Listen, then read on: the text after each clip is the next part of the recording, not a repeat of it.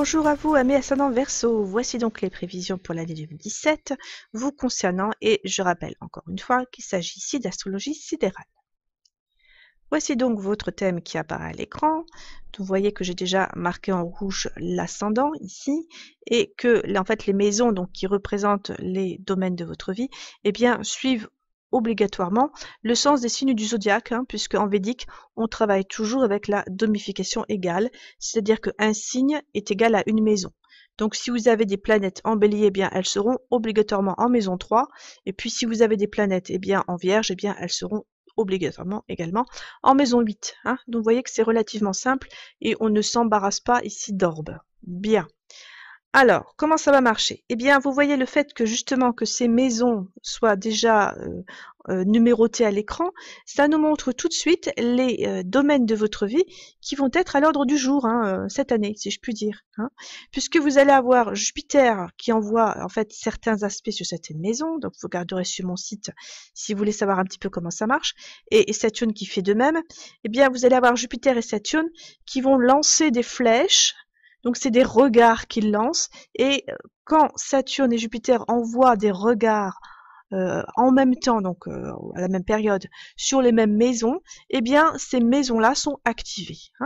Donc vous voyez déjà que j'ai mis des petites flèches ici. Alors il y a déjà des choses intéressantes puisque on voit déjà qu'il y a une double flèche, enfin il n'y a pas de flèche, mais vous voyez que Jupiter est entré dans le signe de la Vierge déjà en août 2016, donc en fait il est là. Et vous avez Saturne ici qui vient juste de rentrer dans le Sagittaire qui va aller aspecter cette maison 8. Alors, on va regarder ce que ça donne tout ça. Alors déjà, Jupiter, c'est une planète qu'on appelle bénéfique. Alors pas pour vous, encore une fois, mais bénéfique pour ce que Jupiter va aller aspecter.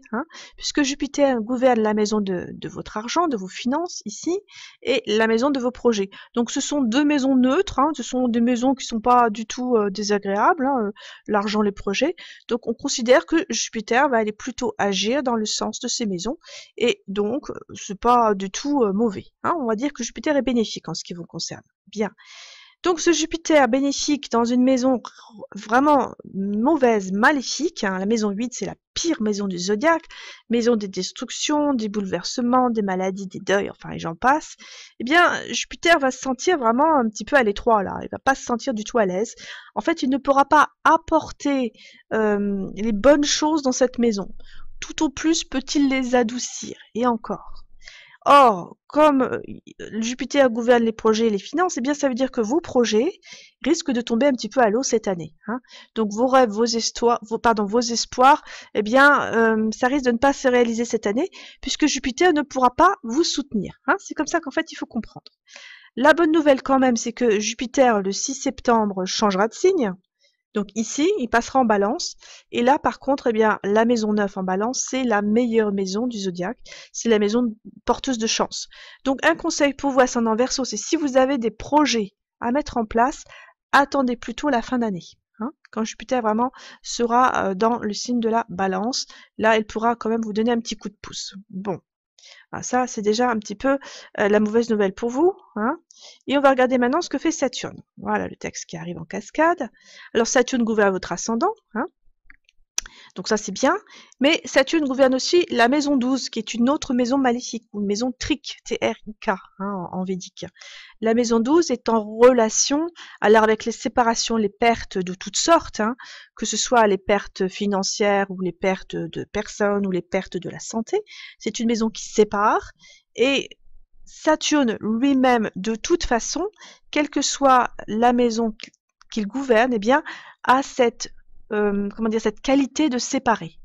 Si vous avez par exemple un Saturne qui se promène en maison 7 cette année, eh bien faites attention à votre couple. Il peut y avoir des séparations par exemple si le reste du thème n'a pas une bonne configuration pour le couple. Là ça peut casser. Bon, c'est pas votre cas, mais c'est juste pour vous dire que ce Saturne qui est entré dans le Sagittaire, il aspecte de nouveau votre maison des projets.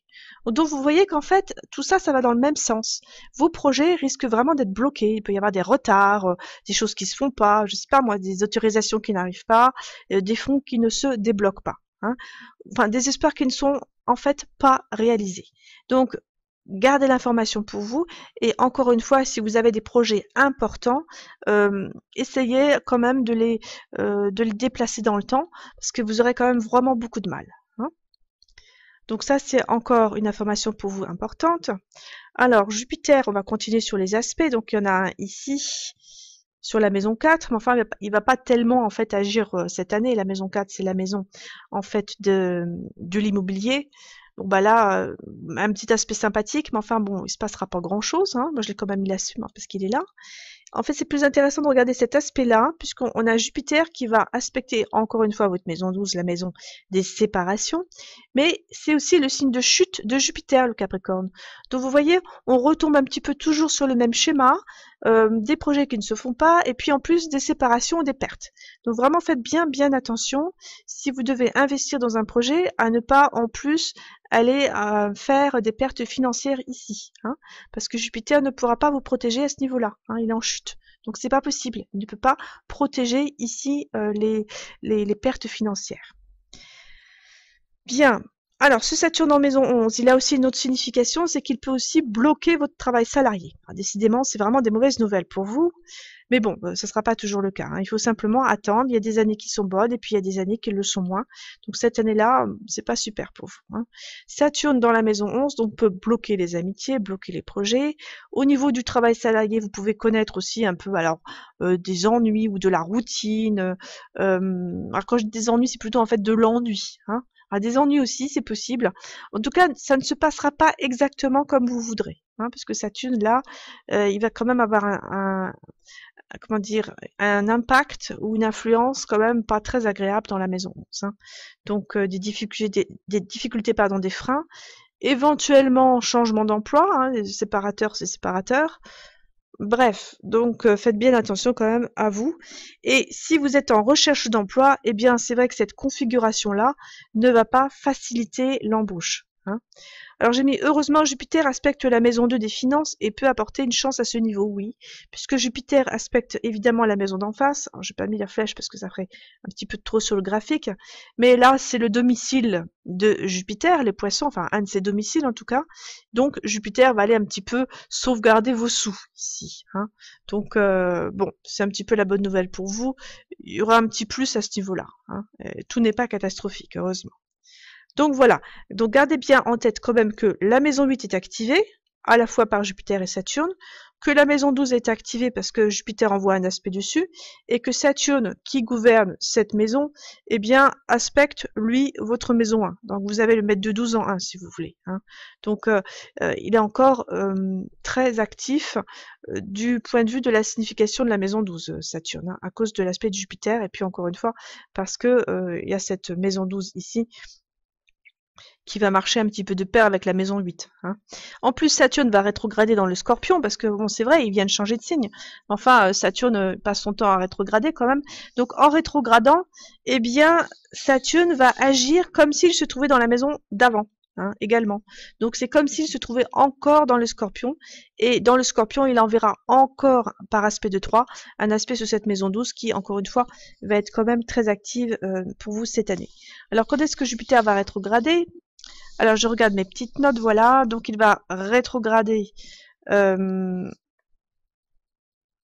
entre le mois de juillet et octobre, alors exactement entre le 6 juillet si vous voulez et jusqu'au 14 octobre. Donc là il faudra faire attention parce que là on aura une maison 12 qui sera doublement activée, hein. Donc c'est vraiment la période où vous pouvez avoir des séparations de toutes sortes, encore une fois, hein. Donc je vous donne un petit peu des repères temporels. Alors, qu'est-ce que je voulais vous dire d'autre? On va regarder maintenant les rétrogradations de Mercure. Mercure, vous voyez encore qui gouverne votre plus mauvaise maison. Donc c'est vrai que les rétrogradations de Mercure, eh bien, peut vous apporter à vous plus qu'aux autres ascendants des pannes, des pertes, des retards, des annulations de toutes sortes, hein, puisque Mercure va avoir quand même la tendance à agir selon les significations de cette maison, hein, qui, vous vous souvenez, est en relation avec les destructions et puis les pertes, les ruines, enfin bref, toutes les sens sympathiques de la maison 8. Donc, il faudra toujours faire attention en ce qui vous concerne aux rétrogradations de Mercure et peut-être faire plus attention à vos affaires à ce moment-là. Donc il y a une rétrogradation qui s'est finie là en janvier et qui avait lieu en maison 11, donc ici. Hein. Donc il a pu y avoir justement des projets qui tombent à l'eau, encore, alors, des choses que vous deviez faire avec des amis par exemple, qui n'ont pas pu se faire, ou alors des amis qui sont éloignés, enfin des pertes d'amis même, hein, et même une annulation de voyage à l'étranger, hein, puisque la maison 8, c'est aussi par exemple les voyages à l'étranger, j'en avais touché un mot un petit peu plus tôt. Hein. Donc là, bon, bah, des petits ennuis durant cette première rétrogradation de l'année, hein, puisqu'elle s'est finie le 7 janvier. Au mois d'avril, on a une chose très très intéressante, c'est qu'on a encore une rétrogradation de Mercure, mais elle est accompagnée de la rétrogradation de Vénus. Vénus qui ne rétrograde pas tout le temps. Hein. En fait, Vénus, elle rétrograde à peu près tous les ans et demi, hein, tous les 18 mois, et puis eh bien, son action de rétrogradation dure à peu près 40 jours. Hein. Alors Vénus, c'est une planète excellente pour vous. Hein. Elle est ce qu'on appelle Yoga Karaka, puisqu'elle gouverne une maison angulaire qui est la maison 4 et une maison très bénéfique, hein, je vous disais que c'est la meilleure maison du zodiaque, la maison 9. Donc on appelle Vénus, enfin on l'appelle Yoga Karaka, hein, ça veut dire qu'en fait elle est extrêmement bénéfique pour vous, hein, enfin en tout cas pour ce qu'elle va aspecter. Et cette Vénus va aller en fait en avril rétrograder. Alors je vais vous donner les dates. Exactement entre le 5 mars et le 15 avril. Alors pourquoi je parle du mois d'avril? Eh bien parce qu'au même moment, on va avoir aussi Mercure qui va rétrograder. Donc lui, ce sera entre le 10 avril et le 3 mai.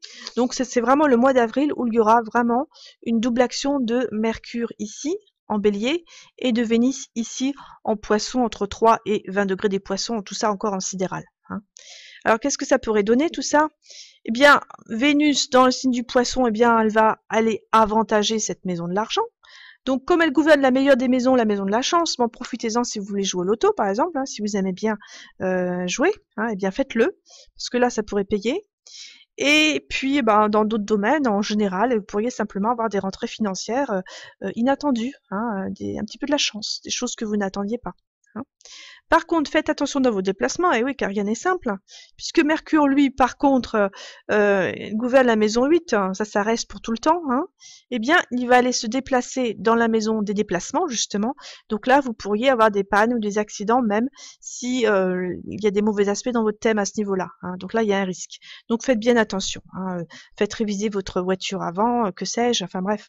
Vous pourriez vraiment avoir des problèmes dans les déplacements, voire des problèmes de vol, hein, puisque Mercure est aussi en relation avec les voleurs, donc la maison 8, maison de perte et de vol. Hein. Dans la maison 3, eh bien, des déplacements, ce genre de choses. Donc effectivement, vous pourriez aussi avoir des problèmes à ce niveau-là. Donc panne, accident, retard, perte d'objets de toutes sortes, hein, que ce soit volé, que ce soit perdu.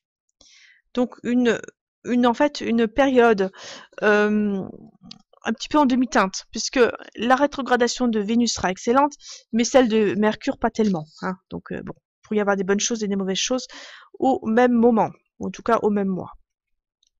On va continuer sur les rétrogradations de Mercure, qui sont quand même importantes. En août, donc ce sera la 3e rétrogradation de Mercure. Elle aura lieu entre le 14 août et le 5 septembre, entre 5 et 18 degrés du Lion, donc dans cette maison 7, ici. Donc c'est pareil, hein, toujours le mettre de 8 en 7, c'est pas top pour le conjoint qui peut par exemple tomber malade, avoir des ennuis, enfin bref, avoir une période pas très très agréable en ce qui le concerne. Et même au niveau de vos relations à vous, il pourrait y avoir un petit peu des crises ou des choses comment dire, à éclaircir un petit peu, hein, des choses à mettre à plat. Et puis bon, ce sera pas comment dire, une période sympathique pour les relations. La seule chose qui pourrait être éventuellement bien, c'est si vous allez à l'étranger. À ce moment-là, Mercure agirait plus dans le sens de la maison 8 et que vous fassiez une rencontre là-bas. Hein. C'est la seule chose. Sinon, pour le reste, bon, si vous faites des études scientifiques, ça va aussi, puisque la maison 8, c'est aussi la maison de la recherche. Enfin bon, dans la maison 7, qui est la 12 de la suite, j'ai quand même du mal à trouver vraiment des bonnes significations pour ce transit de Mercure. Hein. Il faut vraiment beaucoup réfléchir. Bon, faites quand même attention à vos relations. Et puis si vous vous déplacez, eh bien, il faudra faire attention parce qu'encore une fois, le maître de 8 dans la maison 7, qui est séparatrice de la 8, donc ça sépare des voyages lointains, où ça peut apporter des ennuis. Hein. Bon, donc il n'y a pas grand-chose de bien à dire sur ce transit. Allez, on va passer au suivant tout de suite. En décembre, ce sera la dernière rétrogradation de Mercure qui se fera entre le Scorpion et le Sagittaire, donc exactement entre 6 degrés du Sagittaire et 20 degrés du Scorpion, et qui sera entre le 4 décembre et le 23 décembre.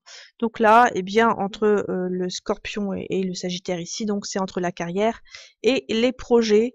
Donc il pourrait y avoir encore une fois un petit peu des bouleversements dans la carrière, des nouvelles inattendues, des nouvelles un petit peu qui chamboulent, des projets à mettre en place, mais qui se passent pas bien, enfin bref, des choses un peu encore difficiles. Et voilà, c'est pareil, donc les carrières, pardon, les projets pareil, hein, des changements, des bouleversements, bon, des choses encore une fois qui ne se réalisent pas. Hein. Donc finalement, cette dernière rétrogradation n'est pas meilleure. Hein. Alors vous me direz, mais alors Mercure gouverne aussi la maison 5. Bah oui, je sais bien, cette maison 5, elle est plutôt sympathique, mais Mercure va avoir quand même tendance à agir selon son domicile principal, ici, dans lequel il est vraiment exalté. Donc il va quand même avoir tendance à agir selon l'essence de cette maison 8, hein, puisque c'est l'exaltation de Mercure. Donc la maison 5, qui est quand même en relation avec les enfants et l'amour, elle sera quand même beaucoup moins activée dans les regradations de Mercure, malheureusement. Hein. Bon. Ensuite, alors Jupiter, on va revenir un petit peu dessus parce que Jupiter lui aussi va rétrograder. Hein, donc ces rétrogradations sont toujours importantes et il va rétrograder surtout en fait, alors entre le 1er et le 26 janvier, puis entre le 18 février et le 6 septembre. Et ça, c'est important parce qu'il sera dans le signe de la Vierge, donc encore dans cette maison 8. Hein. Donc je vous le redis ou vous réécoutez si vous voulez la vidéo. Hein, entre janvier, donc le mois de janvier, puis ensuite entre février et septembre, eh bien Jupiter va aller se promener ici, vraiment dans la Vierge, hein, il va être vraiment très actif, et surtout, et c'est ça qui est important, à la fin de signe de la Vierge, entre 20 degrés et 29 degrés. Donc si vous avez une planète sur ces degrés-là, eh bien il pourrait y avoir des événements en rapport avec les significations de la planète. Hein. Donc là, il devrait vraiment y avoir des événements qui vont arriver pour vous, mais uniquement si vous avez une planète sur ces degrés. Donc on va aller regarder ce que ça donne. Voilà, donc je vous ai mis des petites indications. Hein. Donc voilà, vous voyez, hein, donc il faut simplement regarder votre thème et puis eh bien vous pourrez vous attendre à ce genre d'événement. Hein. Jupiter n'est pas le seul à rétrograder. Hein. Vous savez, rétrograder, ça veut dire en fait il fait du surplace. Hein. Bien sûr, tout ça, c'est encore apparent, mais enfin bon, on en tient compte en astrologie. Et quand la planète fait du surplace, eh bien on a l'impression qu'elle recule. Donc on dit qu'elle est rétrograde. Et ça, c'est toujours très important au niveau des événements. Et Saturne va faire aussi une rétrogradation entre juillet et septembre. Donc ce sera vraiment, lui, tout à la fin du Scorpion, entre 27 et 29 degrés. Donc si vous avez encore une planète qui est sur ces degrés, eh bien le transit de Saturne va vraiment la toucher de plein fouet et va même l'agresser même, et il pourrait y avoir encore des événements un petit peu difficiles. Donc je vous ai mis encore une fois des indications pour savoir à quoi vous attendre, mais c'est vraiment si vous avez une planète sur ces degrés-là. Hein. Voilà.